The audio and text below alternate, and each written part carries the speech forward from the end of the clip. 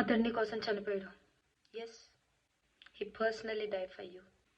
కానీ నాకు మాత్రం ఒకసారి ఇలా అనిపించింది ఏంటంటే, దేవా నువ్వు నా ఒక్క దాని కోసం అయితే చనిపోలేదు కదా, ఎందుకంటే ఈ లోకంలో చాలా మంది ఉన్నారు కదా.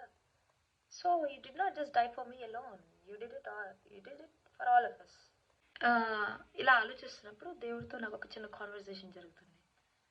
Lord, maybe you did it because it is worth it to save all humanity at once with that big sacrifice. And then he was like, Joy, no, I would have done that if you were the only person on this earth I have created. ఈ భూమి మీద నేను సృష్టించిన ఒకే మనిషి నువ్వైతే నీ ఒక్క దానికోసం నేను ఆ పని చేసేవాడిని. And that hit so deep.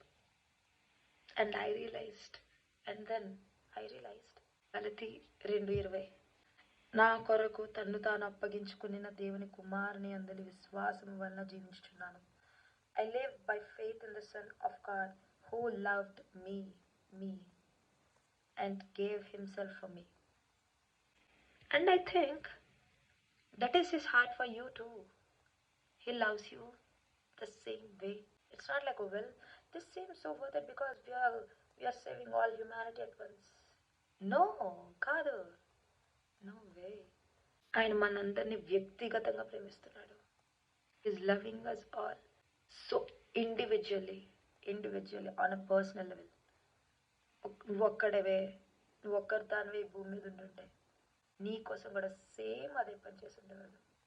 It is not that ఈ ప్రపంచం చాలా పెద్దగా ఉంది కాబట్టి, చాలా పెద్ద నంబర్లో మనుషులు ఉన్నారు కాబట్టి దేవుడు అంత పెద్ద పని చేశాడు. No, it is not like that.